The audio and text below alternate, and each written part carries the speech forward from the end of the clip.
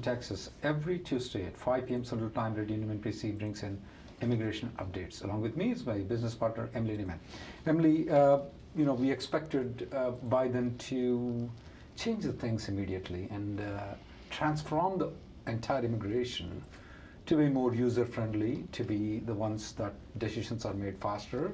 There may be some bad guys or, the criminals and other people are eliminated more better way. Is he doing, or what is the Biden's plan right now? Yeah, I mean, he's doing some things, but ultimately not a whole lot to do with employment-based immigration. We were all expecting Friday was supposed to be Immigration Day. We were hoping to see some new executive orders come out on Friday. Then we found out that's going to be delayed because they wanted to make sure the DHS secretary would be confirmed by the Senate, which that did finally happen today. So we have Ali Mayorkas as the head of DHS.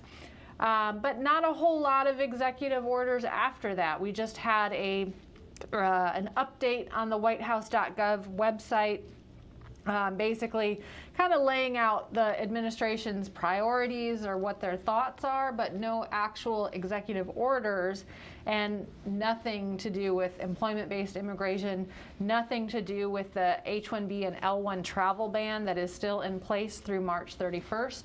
Nothing to do with the lottery system that's coming up soon. So I am a little bit disappointed, honestly. I think so. Strategically, he's trying to think that his executive orders or anything what he does stands good in the court. We have seen some setbacks in the court after he made some policy changes. So I'm thinking that he's playing more cautiously to get it through the legal system very good, and unlike rushing through and getting it denied in the court system. That's what I think so is the best thing that he's doing. Now, having said that, the lottery system, didn't you said the lottery system is going to be the old system or new system? Now, because before Trump went in the midnight, and he passed the regulations where he said the lottery will be based on the level of the salary, then we got notification saying that Biden is going to put everything off, all the pending regulations that are going to become effective. And this one is becoming effective on March 9th. Did he not put a hold on it? He did not.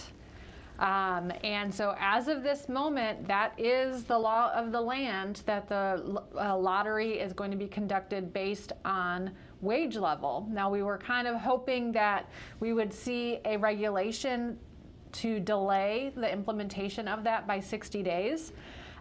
We had such a regulation for the DOL prevailing wage increase. That is a regulation that basically says is we're proposing to delay this for 60 days, but we're opening it up for comments for 15 days before they finalize that.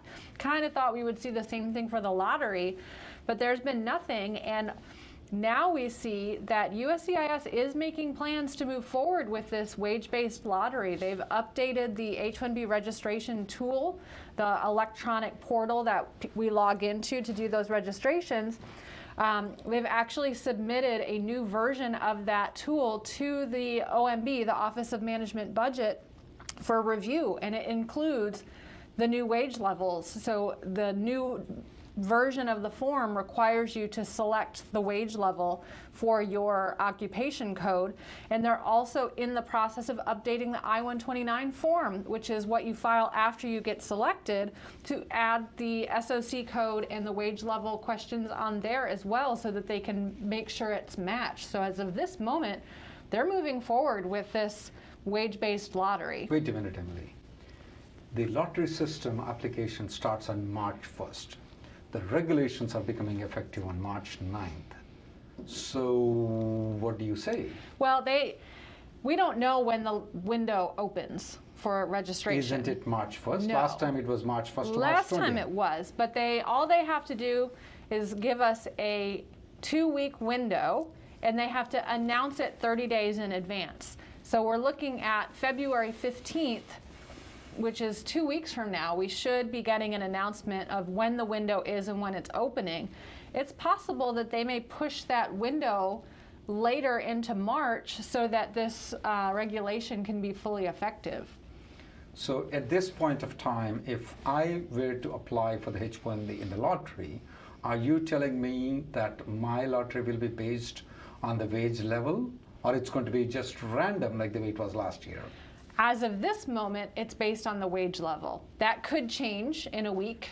It could change in 2 weeks. We just don't know. So we advise people to be prepared at this point of time that the lottery system will be wage-based, and maybe at the last moment, if there is any adjustments, you can. But if you're going to rely on the lottery system just like the way last year, you may be very disappointed. One thing, what is this wage level lottery system as compared to the last year? Last year, everybody files the H1B. People select in the bachelor's quota. Whoever is left over, then they will go to the master's quota. Whoever has master's degree from non-profit schools and accredited schools from United States will go to the different quota, and they used to pick up. They didn't used to care about what wage level you are at. Right now, the way the lottery system is designed, that is becoming effective on March 9th, is that first there are 4 levels of salary. Level 1, that is the least level, level 2, level 3, and level 4. First, they will select only the 4th level salary in bachelor's quota.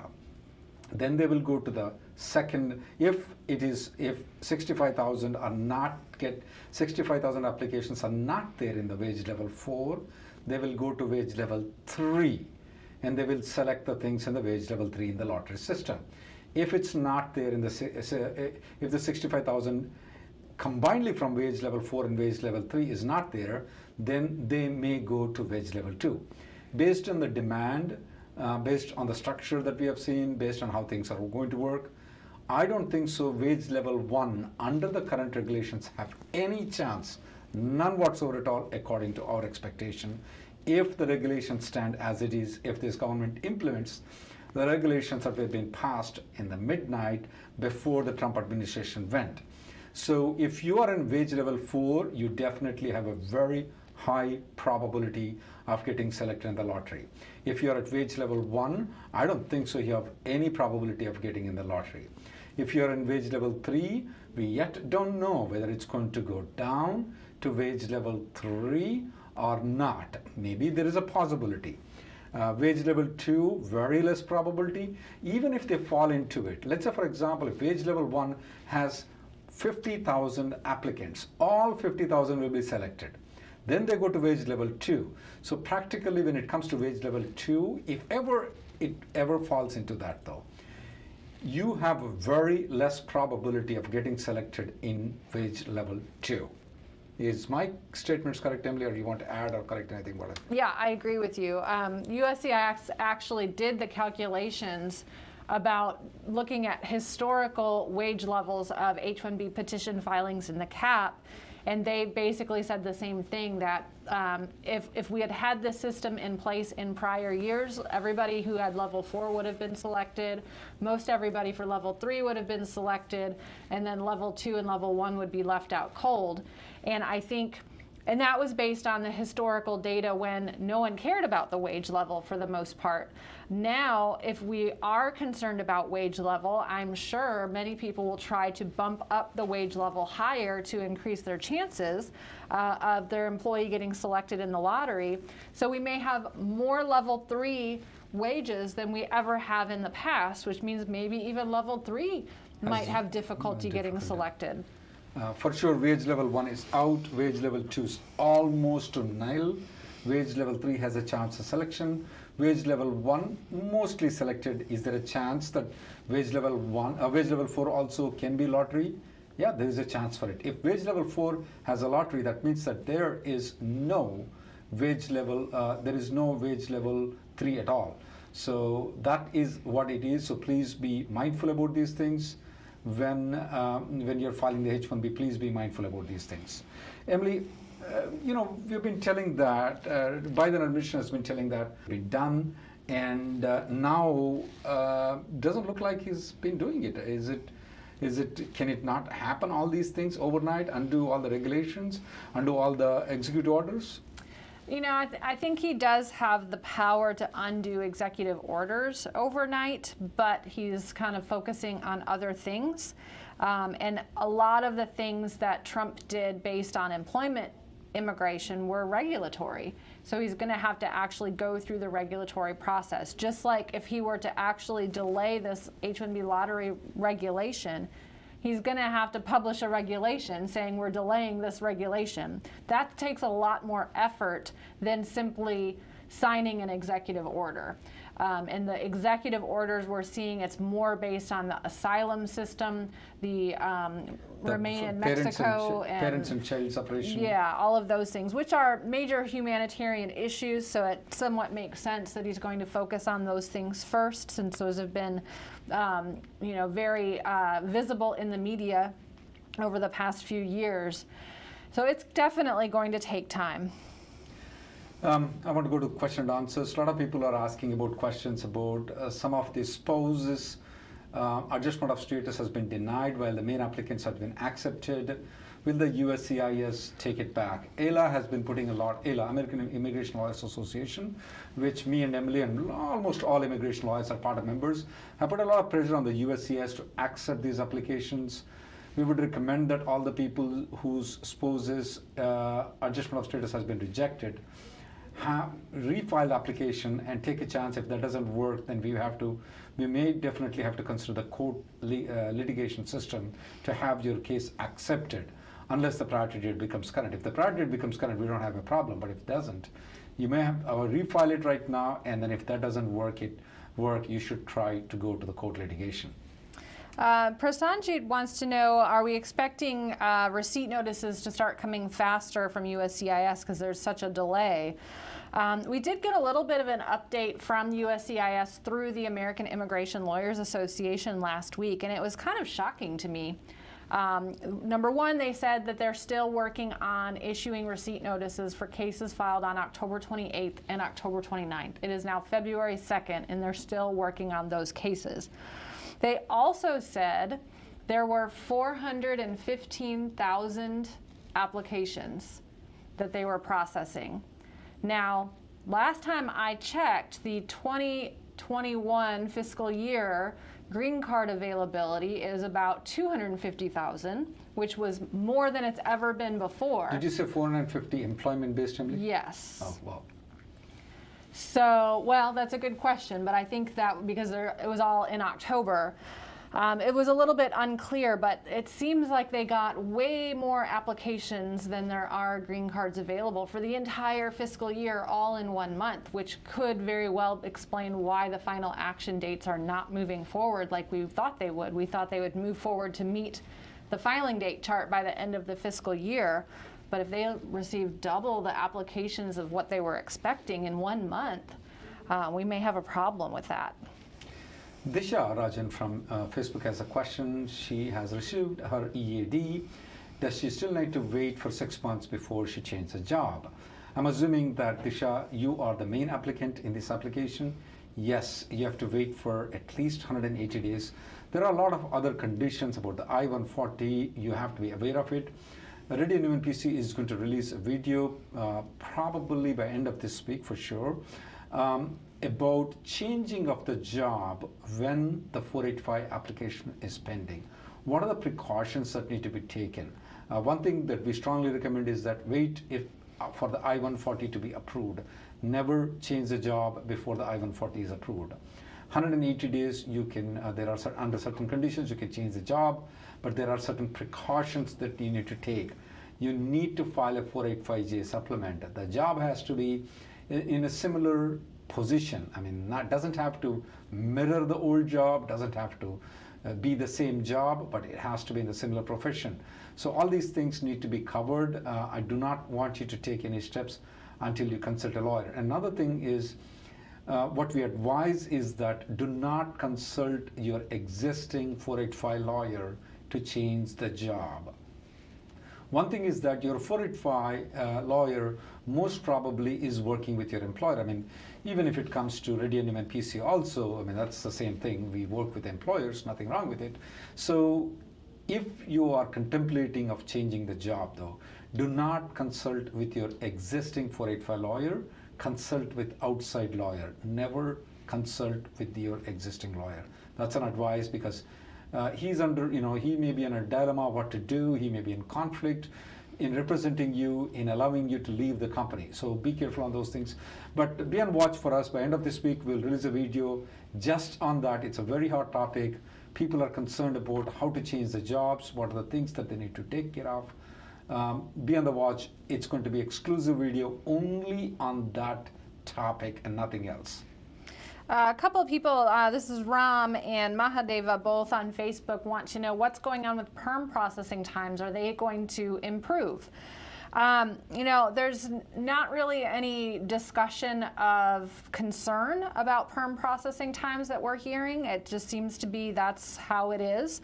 And part of the reason for these longer processing times, if you recall, back in October, we had the very fast implementation of the change in prevailing wages, and DOL started issuing prevailing wages overnight based on these new wage levels and the new calculations, and then it was blocked by a court, and so now they're having to hurry up and reissue all of those prevailing wage determinations that were issued under the miscalculated wages. They're still working on that.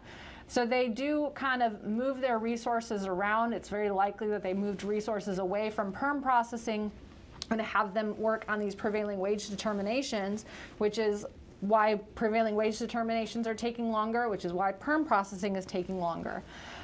So I think it's going to be some time before they speed that back up, and because they don't take any fees to process these, we don't really have a way to push them to expedite it because they're trying to just use whatever resources they have.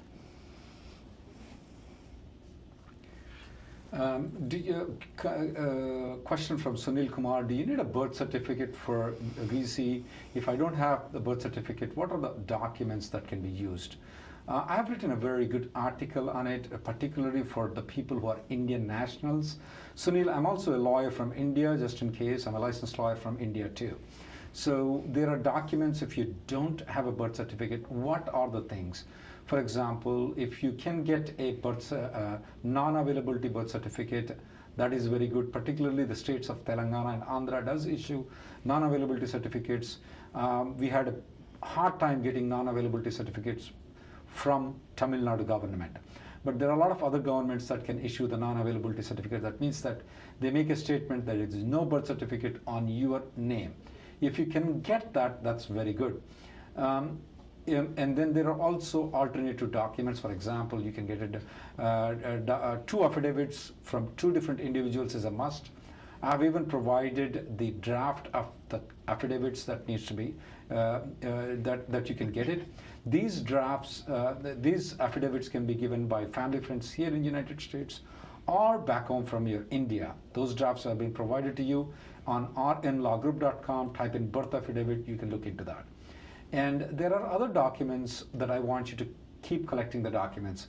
For example, if you have an Aadhaar card, if you have a PAN card, if you have an election record, if you have a school certificate, if you have a hospital records, if you have any documents that shows that your date of birth with your name, and sometimes your parent's name is appearing in any of the documents, those are all the things that can be supplemented to prove that you are who you are and these are your parents. So please go and read this article. It's a very good article. It covers all the things you need to know if you don't have a birth certificate. Sunil from YouTube wants to know about the biometrics rescheduling for people who had appointments on January 19th and 20th. Yeah, those offices were closed due to the possibility of civil unrest, and USCIS will automatically reschedule you, but it's going to take time. I would not be surprised that, I'm not surprised that you haven't received a reschedule yet. I don't know if we've received any reschedules. Yeah, but they are going to reschedule, but they will be in line. I have got a lot of calls from the people. There is nothing we can do right now. You just have to wait for it. We can't force them to reissue immediately. They will reschedule for sure, we know that. Raising a service request won't be in help right now. I would at least wait for 2 or 3 months and raise a service request. Parikh from Facebook wants to know, why can USCIS reject the EB3 downgrade premium processing requests even though we have the receipt notice? Yes. Yeah, we are seeing that. over the last few weeks, and the reason is normally their rules say that you have to have an original labor certification in order to file an I-140 petition in premium. All the downgrades were filed with a copy of the original because the original is already in the possession of USCIS in your other I-140 petition. So what they actually do is pull out that original labor from one file and move it to the other file, and they have to have that accomplished before they'll do the upgrade. In previous times, that process happened relatively quickly, and we were able to usually upgrade shortly after receiving the receipt notice. But if they have 415,000 packages that they're going through and they're still not done, I'm pretty sure they're not spending their time on pulling those I-1 labor approvals from one file to move them to the other. So it's probably going to take some time. But don't be discouraged if your premium processing gets rejected. One thing is that your money is not lost. They're not taking your money. You can refile the premium processing again. We got some rejections, there's no doubt about on the premium processing. We refiled them with saying that mailroom do not reject, so we're hoping this time it's going to be successful. It is not that you cannot file it again. There is no, it's nothing to do with the priority date, so we can still file it. I strongly recommend still people to convert their applications into premium processing. Emily, I may want your opinion on this question from Sohan Gupta from YouTube. What are the chances for wage level 2 if the person has a master's degree in USA? Great question. Obviously, this is just guessing at this point. A somewhat educated guess, I would say less than 25%. Last year, when it was a general lottery system with a master's degree, it was almost like more than 60% of the time. You are telling that if it's a level 2 in the master's degree, your guess is 25%. My guess is about, if the law remains as it is, I think so it'll be 10% or less, Emily. Yeah. That's my guess. Sohan, I want you to be prepared. These are our guesses. These are not actual statements. These are wild guesses. We have no experience of any such kind previously. We have never seen it. In my 27 years of immigration practice, this never happened. These are just wild guesses. You'll have to see how the things go on. Let's see here. Kitten had an interesting point from Facebook. Doesn't this wage level kind of discriminate based on location? If you are in a location where wages are really high compared to other locations where wages are lower, and to an extent it does. Now, the wage level is not determined by your location, it's determined by your job. So you don't pick the wage level based on what the salary is that you're being offered. You look at the job, look at what the job duties are, what are the minimum education requirements, how much experience is required, and whether it's an entry-level position, an in-between position, a senior position, or kind of an expert position. And the wage level is selected on those factors. So if the job is a wage level 4 in one state, it's going to be a wage level 4 in another state. The wage level doesn't change because the job is the same. What does change is the amount of the wage level. Obviously, if you're in Silicon Valley, the wages are quite high compared to the middle of nowhere, Texas. So that's where the real discrepancy is going to be, that it's easier for an employer to meet a level 4 wage in the middle of nowhere, Texas, compared to New York City. And so those people who are able to be placed in the middle of nowhere, Texas, might have somewhat of an advantage.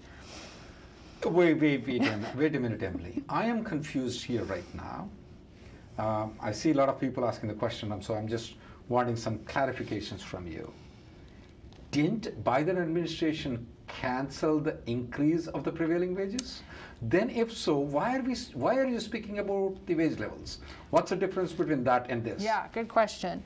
So number one, he did not cancel the wage level increase. He did not delay it either. All he did is put out a request for comments for 15 days about whether he should delay it by 60 days. So in the next 2 weeks, we should know whether he's going to issue a regulation to delay the prevailing wage increase by 60 days. That's completely separate from the lottery. 2 different regulations. No action has been taken to delay or stop the lottery wage system. So that, as of today, that is the law of the land. That's how this is going to be processed. So if the prevailing wage request for the PERM labor is pending, is it the old law that is applicable or the higher wages that is applicable right now as of today? Right now, it is the old law because it hasn't actually taken effect yet. Which is taking effect on July of 2021. Correct. So Biden administration not even canceled the increase of the wages. Right. So, okay, that's going to be another slap on us if the things stand as they are unless he changes it. Please be coming to our YouTube and Facebook. We will update you every week. These things are keep on changing, and you just have to keep on coming until you get the green card, guys. There's nothing else you can do. I'm sorry, but we will try to bring as much as information, and we cannot predict the things. As the things are developing every week, we will come and update. You just have to keep coming and listening. Thank you for keeping watching, though. Keep watching. Srikanth from YouTube wants to know, what options do people who missed the boat on the filing in October because of a job change to where you didn't have the new labor and I-140 in place? I know a lot of people were in that situation. You know, we are hopeful that we'll see another bump in the filing dates in October again, because we do still have the family travel ban that blocked so many visas, immigrant visas, from being issued by the consulates into this fiscal year. So those spill over to employment based on October 1st of this coming year. So we may see another opportunity in October, but I think it all depends on how many applications they really did receive this past October. If it's so many more than what they had green cards available, then we may not see much of a bump this October. Especially if it's 400,000 plus, though. We may not see very much coming in October of 2021, which we actually predicted there might be some, but at that time we were not aware that how many number of applications came in October of 2020. Nishant has a question. Does the wage level has anything to do with the extension of the H-1B? No, Nishant. It doesn't have, the wage level has nothing to do with extension at this point of time, no. It's only applicable when you're applying for the lottery system. Vic from YouTube has this question. I got the receipt notice as 485, but not for I-140 for downgrade. Vic, the I-140 receipt notice is given to the company or lawyer. It's not issued to an employee. So most probably your employer or his lawyer has received the I-140 receipt notice. You may want to check with them. If you contact the USCIS, they will not give you the I-140 receipt number because you are not their lawyer, you are not the employer. I-140 application belongs to the employer. You need to contact them. Question from Vratika from Facebook. Is there a premium processing for H4 EAD right now? The answer is no. There is no premium processing for H4 or EAD at this point of time. There is a good chance that things may work out, but at this point of time, there is none. Faisal from YouTube wants to know, will I lose my F1 status if I use my green card EAD? Yes, you will, because F1 is not an employment authorized category.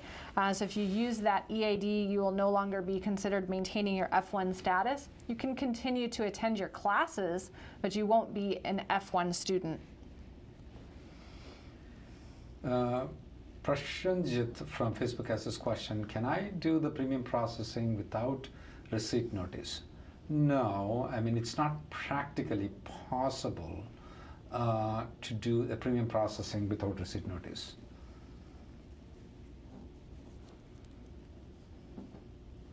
Vimal from Facebook wants to know, my priority date is December 2018 in the EB2 category.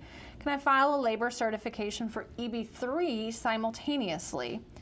Well, generally, you don't need to file another labor certification to get into EB3 if it's the same employer. That EB2 labor certification can be reused to file another petition in the EB3 category. Now, if you've moved to a new employer, the new employer could file a labor certification in EB3. That's totally fine. But if you file it in EB3, you don't have the option of upgrading to EB2 later if those dates end up moving faster. Ruchit Shah from YouTube has this question: what dates are you seeing for biometrics? I've been waiting for more than 70 days since the receipt notice date. Ruchit, we are noticing very wild things in the biometrics. There are cases where we have noticed that within 2 months we have received the biometrics. There are cases that may take a long period of time. When I say long, it may even take 8 months to 9 months period for you to get the biometrics. Because of the limited number of people available for work in the USCIS, that's the reason why we have noticed that there is a long delay in scheduling the 485, in scheduling the biometrics though. What was the thing what we got information from ALA? How many number of people are waiting for the biometrics? Yeah, this was maybe a month or two ago. It was over 1 million. Yeah, but there are some people who are receiving it early. It's based on the officer finding time and scheduling the things which is available, and it may also depend on which city you're in and who your officer is the officer very active. So if it's been delayed by 7 or 8 months, it could as well be. Now, Ruchit, one thing is that a lot of people are concerned that the EAD and advanced parole has something to do with the biometrics. No, EAD and advanced parole will be approved irrespective of biometrics have happened or not. That's one thing. Second thing, a lot of people are concerned that if the I-140 is not approved, they're not going to get the EAD or advanced parole. That is not true. You can still get an EAD and advanced parole even if your I-140 is not approved. Prashik from Facebook wants to know, what's the status of premium processing for H-1B transfers? Transfers are eligible for premium processing. Haven't really seen much of a delay there. They seem to be processing those as smoothly as they were before. They're not impacted by all of these 485 receipt notices delays. Aranjita from YouTube wants to know, is the J1 waiver required before the H-1B registration and lottery? So the J1 waiver is required to get a change of status approved or to apply for the visa at the consulate. You are eligible to submit the registration in the lottery without having the waiver, and the H-1B petition can actually be filed on your behalf without a waiver only if you're requesting consular processing. So you can still file the registration, you can still file the H-1B, but if you don't have the waiver, you'll have to request consular processing and then have the waiver in time for you to go for your visa stamping or in time for you to later file a change of status to H-1B. Vartika has this question: can I concurrently file an I-130 and I-485 for the siblings of the U.S. citizens in green card filing? The answer is no, you cannot. The priority date for siblings is backlogged by about 16 years if I'm wrong, if I'm guessing it. So once you file the I-130, you have to wait for your priority date to become current to file the adjustment of status though. Jolly Mail from YouTube wants to know, his previous employer withdrew the approved I-140 more than a year ago. Can he still use it for an H-1B extension beyond the 6 years with a new employer, even though it's withdrawn? Possibly. If that I-140 was approved for at least 180 days before it got withdrawn, and it was withdrawn after January 17th, 2017, yes, that I-140 remains valid for you to use it for H-1B extensions with any employer until your priority date becomes current. Mukesh Sin has this question: can I employ a nanny and W-2 while I'm on the H-1B? Yes, it's perfectly legal to do so. Make sure that you have the I-9 filled out. It's perfectly legal for you to employ a nanny on W-2. Just make sure that the nanny has a work permit. That's the main thing, and fill the I-9 form that's required. Emily, this question requires your help. Venkata Sanketa has this question.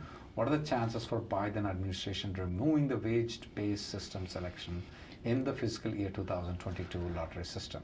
Man, I wish I had a magic ball that could tell me the answer to that question. I'm kind of a little bit scared right now on this, Emily, is that when it comes to the wage levels, though, the Biden administration may not move forward, is my guess, because they are a little bit more protectant of the blue-collar workers here in the United States. They may be thinking that they're protecting the blue-collar workers, even though I don't think so that's true. But Trump, unlike, the Democrats might be leaning towards not touching the wage level. I fear that. That is my guess. Yeah, and I mean, if you look at Biden's immigration platform from before he was elected, it clearly says that he wants visas to be, distributed more based on wage and to ensure that U.S. worker jobs are protected. So I do think Biden is probably a fan of this regulation. Where I think we may have some wiggle room is the fact that there's not been given enough time for employers to adjust and prepare for it, because this was just finalized in January, and now we have to automatically make all these changes by March. It just doesn't provide employers enough time to make those adjustments, and that is what the American Immigration Lawyers Association is bringing to the attention of USCIS, in the hopes that not that we're going to be getting rid of this rule, but at least not apply it for this year. Give companies 1 year notice to make all their changes to how they are planning to sponsor people. I think that's the best we can hope for. Emily, we have a competition who's live on immigration right now. Biden seems to be live on immigration right now. That always happens to us. Raj is informing. What can be expected, though? One thing we can tell you is that do not expect much announcement from the employment-based at this point of time. Most of those announcements will be based on family, asylum, the COVID and the Muslim ban, the executive orders. Those are the things that we maybe expect. Don't expect much from the employment-based, though. You still please tune to ourselves rather than Biden. We will give more information about the employment-based. It's up to you guys, but we are more employment-based. I wish he makes some announcement. Don't expect immediate announcement coming from Biden right now. Rakesh has a common question. He filed the 485 not too long ago and recently changed his address. And he wants to know how to go about changing the address for the biometrics as well as the EAD so it can get sent to the right place. Can I do it myself, or does it have to be through an attorney? You can do it yourself. The 485 is your personal application, so either you or an attorney that you've hired can take care of that for you. But yes, you need to submit the AR11, and you need to make sure to select the option where it asks, do you have a pending application, and fill in the case details for your I-485, for your 765, and for your 131, so they will all be updated. The problem is, it's not foolproof. I've had people that have updated their address and then they still get documents, they still have an interview notice that's sent to your old address months afterwards. So once you do that address update online, you may want to consider calling USCIS to verify that it has been updated. And as far as biometrics, they may send it and schedule you at your old location, and then you'll have to call them and do an address change over the phone and have them fix it. Do you think Biden administration will remove the per country cap limit? He's definitely seems to be in favor. When he was the vice president in 2013, the Gang of Eight bill that was passed in the Senate but was not even presented in the House did have the removal of per country limit. The vice president that we have right now believes in not to have any discrimination policies, want to treat everybody, and she voted in favor of the removal of the per country limit just about 2 months ago while she was a senator. She did not put any objection whatsoever at all on the per country limit, the Senate 386 bill, when she was a senator. So I do expect both president and vice president to be in favor of taking the discriminatory system that we do have in the employment-based system. Sarish from YouTube, his wife is on H-4 EAD and expecting to get the green card EAD soon, and wants to know if she uses that green card EAD, is that okay if he still stays on H-1B? Yes, that is an option. It's okay for her to use the EAD and let her H-4 status go, and you can still remain on your H-1B. The other way around does not work. If you were to use your EAD, then she would lose her H-4 status because she's dependent on you. But what you're planning to do, that is fine.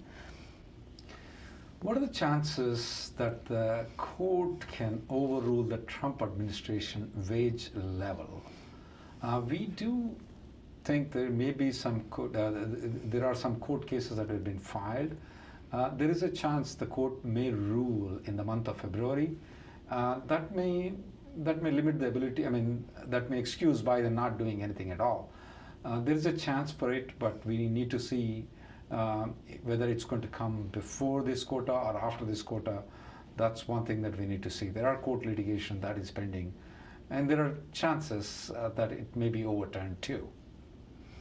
Kenny from Facebook wants to know, with the revocation of the Buy American, Hire American executive order, do you think that the memo directing USCIS adjudicators to not give deference to prior adjudications will also be struck down? Well, I think those are two separate things, and so just because we have a new Buy American executive order does not mean that we'll get a new memo on deference. I hope that we will have a new memo on deference, because that's really a major factor of what clogged up all these processing times. If you have to, how many times do I have to prove to you that I have a master's degree in computer science and that my job is a specialty occupation when I've been filing extensions for 6, 7, 8 years now?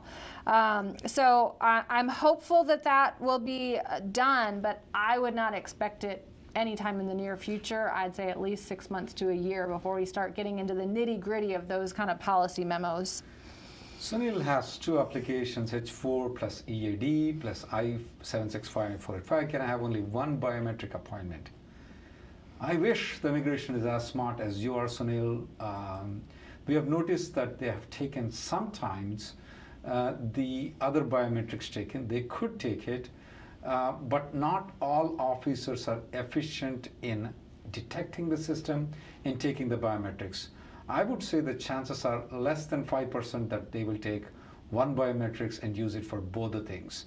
They can do it legally, it is possible, but they are doing some of them, but not all of them are doing it.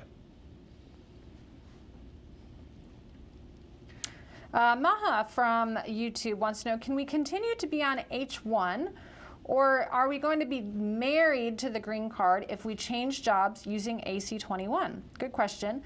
It depends. So you do have the option of filing an H-1B transfer in order to continue your H-1B status when you change jobs. So what causes you to be married to your green card in a job change situation is if you only rely on your EAD and start working for the new employer on the EAD when you submit that supplement J. Either way, you still have to submit the supplement J, but you have the option of your employer filing a transfer so that you're not married to that green card, or you use the EAD, which makes you married to that green card. Mr. YT Chan from Facebook has this question. My lawyer submitted the 485 application in 2019, EB2, and last month they withdrew the representation for the case. Do I need to, do you see some issue? Do we need to take any action? When the lawyer withdraws their representation from your case has not been withdrawn. It's just the lawyer has withdrawn himself. It could be that you may have signaled that you want to leave the company that for which he is representing in other cases. That may be the reason, one of the reasons why he might have withdrawn. You did not make any statement. But if either way, when your lawyer has withdrawn though, I would recommend to hire another lawyer to replace that lawyer, send a G28 so that you are, the USCIS and the notice that is another lawyer representing you.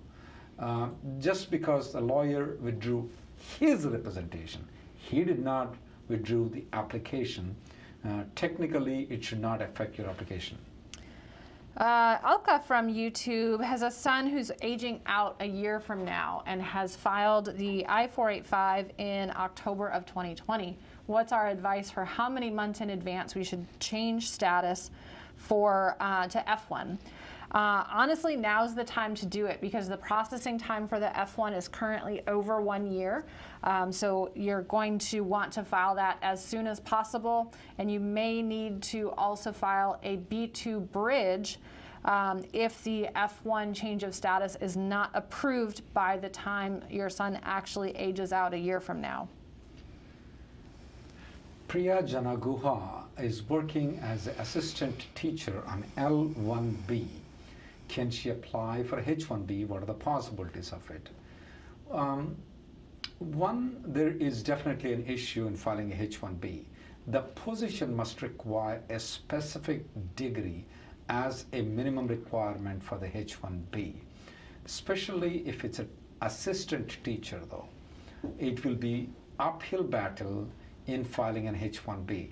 Now, if this kind of case turns to our office, though, we normally don't even file those cases because why get it rejected and take your money and give you a blank face? So that is how it is if it is an assistant teacher. Now, on a L2 EAD, there are no restrictions. You can work as an assistant teacher, you can be a Microsoft CEO, or you can even flip a burger in McDonald's. Nothing wrong with on L2 EAD. But when it comes to the H1B, it must be specialty occupation. The position must require a specific degree, and you must have it. For assistant teacher, though, that's going to be very unlikely to get the H1B approval.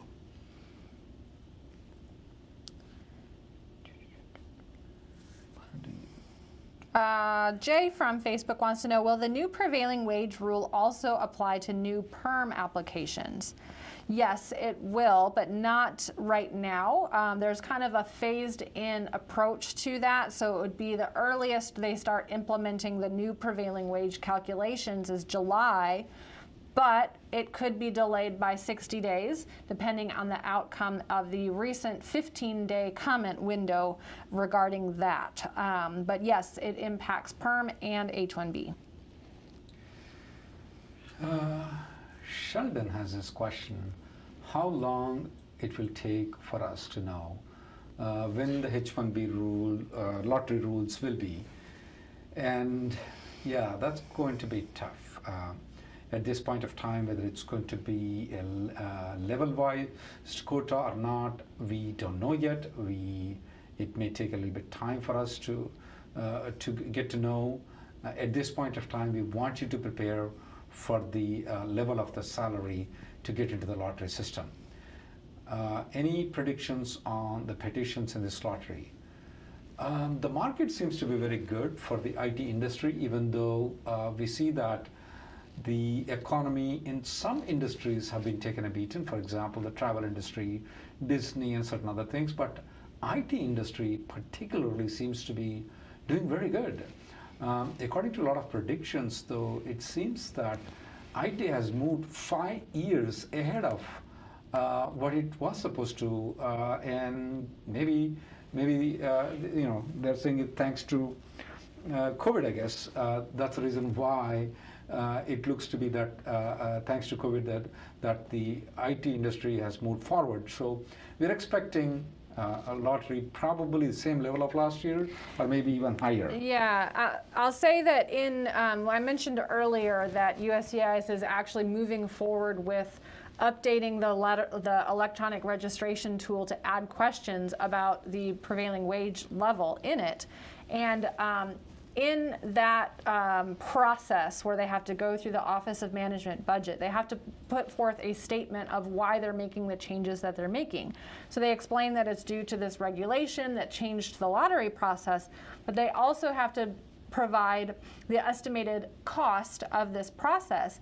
And in their estimates, they're expecting 275,000 registrations this year at $10 each they're expecting to receive $2.75 million from the lottery process this year. So that's what USCIS's estimates show, 275,000. No idea where they got that number from, so we don't know if it's accurate or not, but just to throw that out there. Let's see.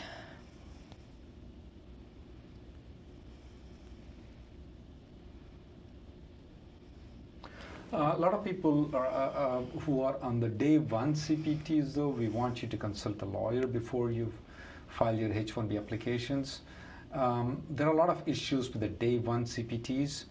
We request that if you are, we normally in our office when we see them, we do not do change of status applications because there's a lot of denials, particularly if you go to schools like University of Cumberland's or Campbellsville University. You need to be please be aware that the change of status applications is getting denied for these schools, especially if you have already completed the OPT, STEM extension, and now you're on the day one CPT with these universities. You may have a hard time in getting the change of status application approved.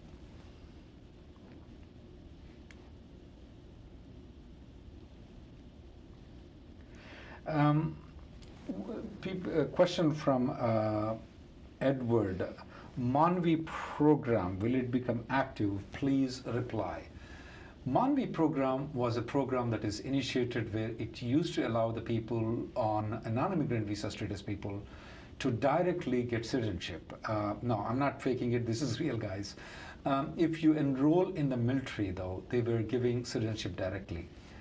It seems that in the past 3 to 4 years, there's no new MONVI program that I am aware of.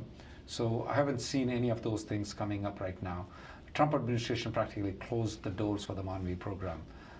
So those people who have enrolled in the MONVI program previously, they got canceled.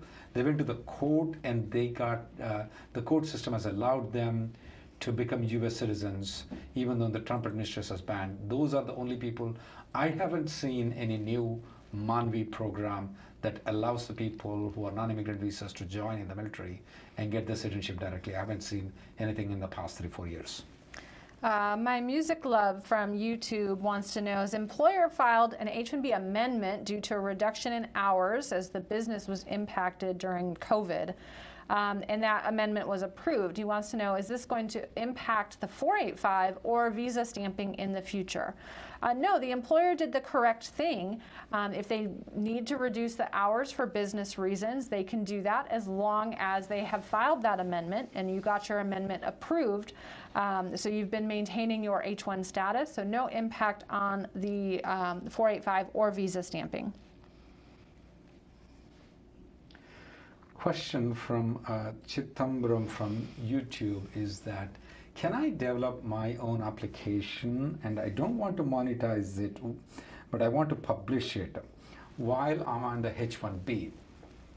If it is for entertainment purposes, if it is for educational purposes, if it is for improvement of your particular personality that you have, even the skill levels that you have, I don't see that as a problem. But if it is for the purpose of monetizing, where you're going to get paid by it, that is not allowed on H-1B, unless it is part of the job, of course.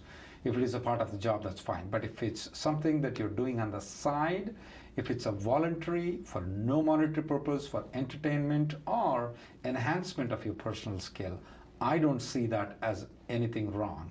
But getting paid is an issue. Recently, I had an inquiry about a person who has been thrown out of the country because he was working as a vase pool. You know what vase pool is, Emily? I'll explain. Let's say, for example, I'm driving every day from Woodlands, which is a suburb of Houston, to the office. Let's say you happen to live in Woodlands also. And I'm on H-1B and you are there, and I have you come in my car every day where I can drop you because our office is next door to each other, and I took $200 per month from you. And this guy was coming in and then he got deported. Wow. Please be careful when you are getting paid at any point of time, whether it's allowed or not. And that guy keeps on claiming that, oh, on the website it says that it's allowed. And let me tell you one thing. It doesn't matter what the website tells you. It doesn't matter even the President of America tells you that it's legal to do it. No. It is, if it's not legal, even the President of America tells you to do it, it is not legal. Just because on the website it tells you that it's legal for the non-immigrant visas to work, no. So please be careful on these things. If you want to venture into any of those things, please take an advice. Now, in this case of this guy, if he doesn't want to have any monetization, it's just entertainment purposes only, enhancement purposes only, that's fine. But if it's any monetization, anything related to money, no, you cannot do it. You need to check with an immigration lawyer privately before you embark on any of those things. Uber is not allowed, Wastepool is not allowed, Lyft is not allowed for you. Those things are not allowed for you. Shassi from YouTube wants to know, I applied for my H1B OPT EAD extension, got the receipt number. Is now a good time to move to a new employer?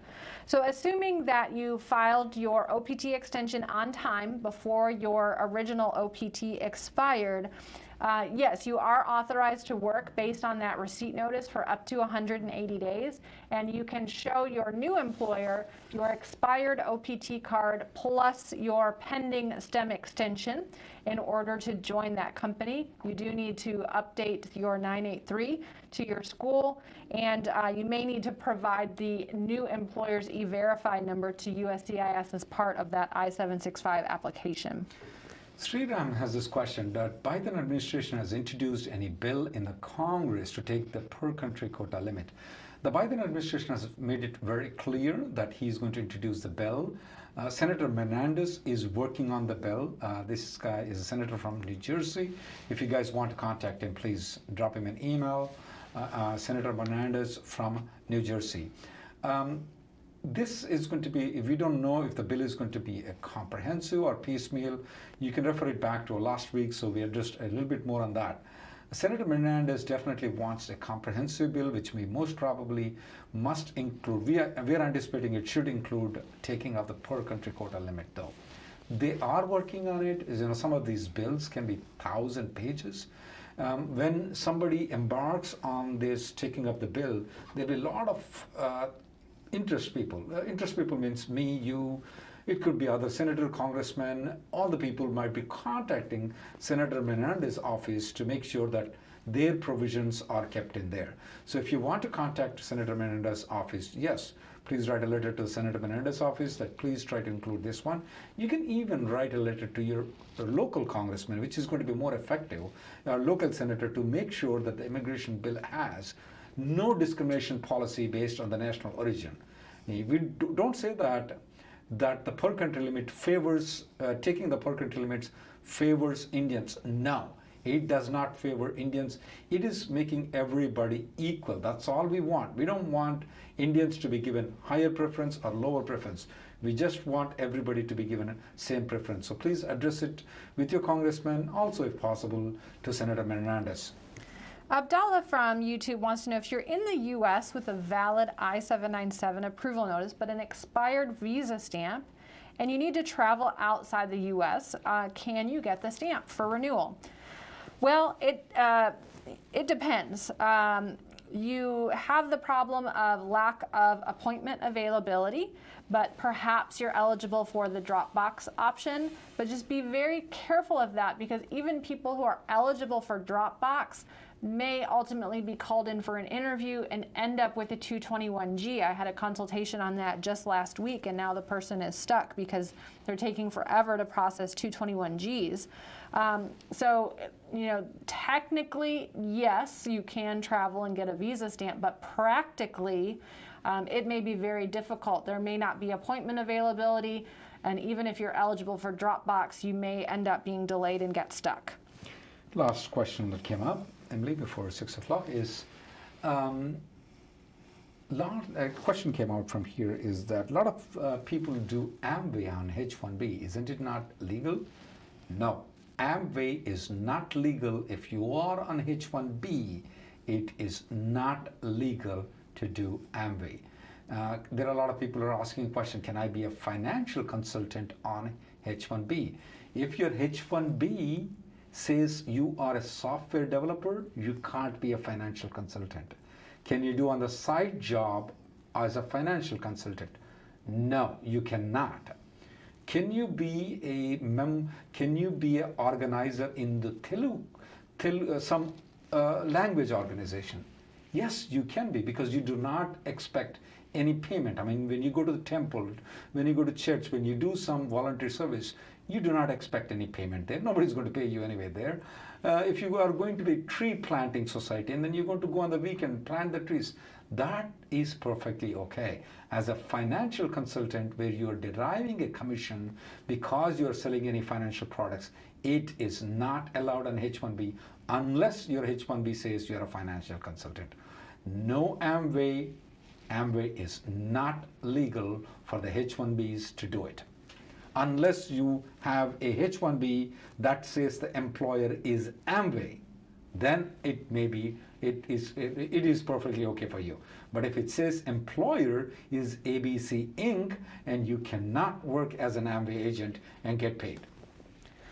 All right, I think that's about it for today. Thank you so much for joining us. As usual, we'll be back next Tuesday with the latest updates. And in between, you can sign up for our newsletter at rnlawgroup.com, or you can follow the firm on Twitter at rnlawgroup, or you can follow me at Immigration Girl on Twitter as well.